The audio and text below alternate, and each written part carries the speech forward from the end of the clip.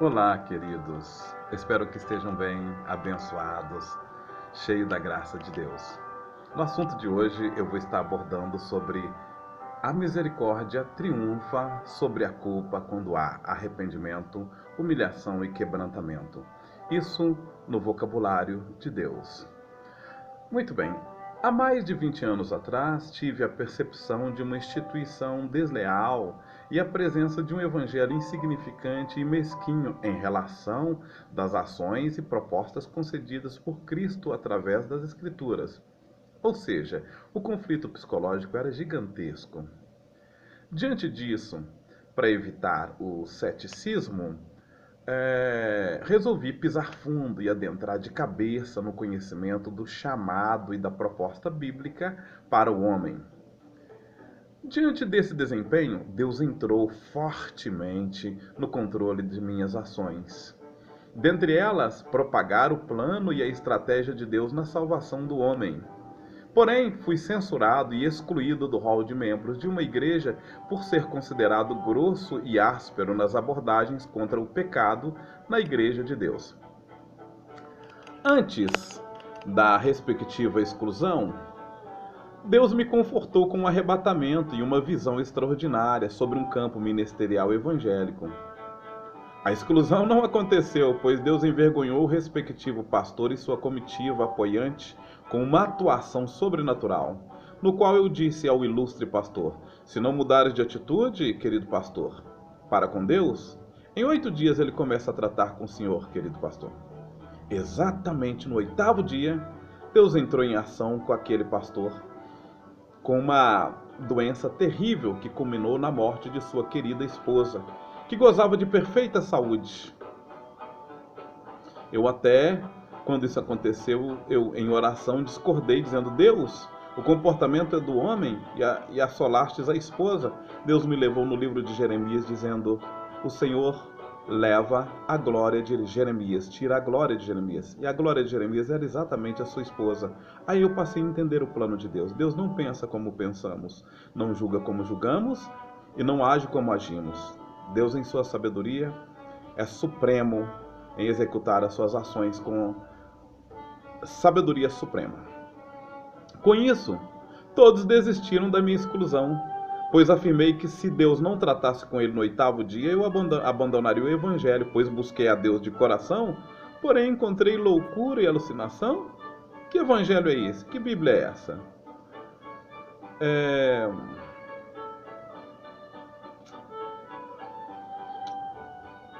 Bem, até o dia da partida de sua esposa, muitas águas rolaram, inclusive súplicas do pastor a mim que eu orasse para Deus restaurar sua esposa.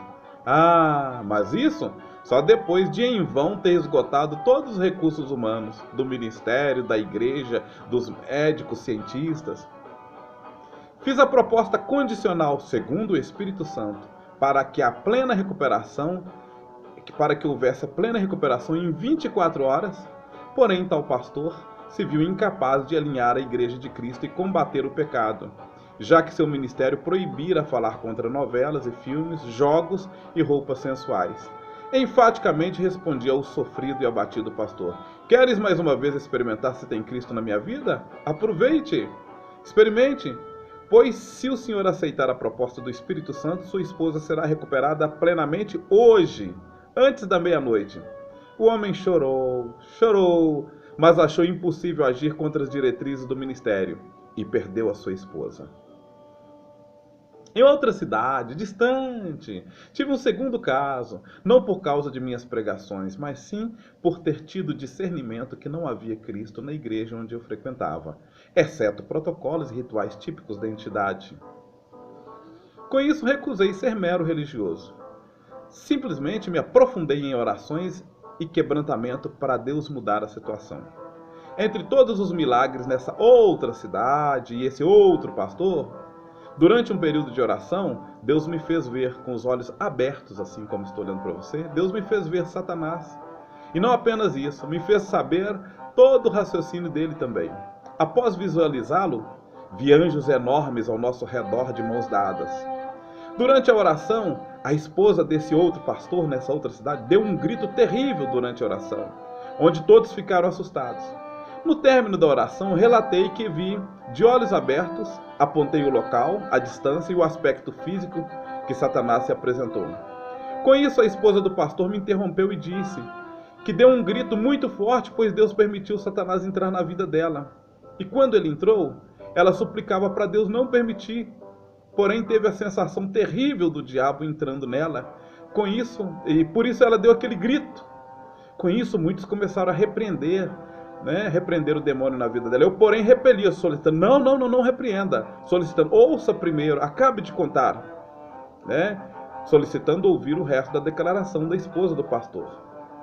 Com isso, a partir daquele momento entrou loucura naquela mulher, que gritava e rosnava terrivelmente. Isso durou vários meses. Porém, seu marido, pastor, o formalzinho e protocolado em teologia, desceu em humilhação e quebrantamento por meses. Por fim, todo o cenário de espiritualidade e fervor da igreja desabrochou com línguas estranhas, salvação de vidas, libertação de endemoniados. Porém, a esposa do pastor continuava louca. Gastaram tudo e nada resolveu. Até que um dia eu percebi o meio que Deus utilizou para despertar o povo, novamente tocando na esposa do pastor. Porém, esse, ao contrário do outro pastor, se arrependeu. Após um culto da mocidade, eu disse a ele que Deus resolveria a loucura da mulher dele em 5 dias, quando no fato, em 3 dias, foi recuperada com uma sabedoria e simpatia nunca vista antes. A misericórdia de Deus triunfa sobre a culpa quando há arrependimento, humilhação e quebrantamento. Arrependimento não é apenas sentir triste por aquilo que fez, mas sim determinação e iniciativa para nunca mais repetir o fato. Deus vos abençoe em Cristo Jesus. Amém.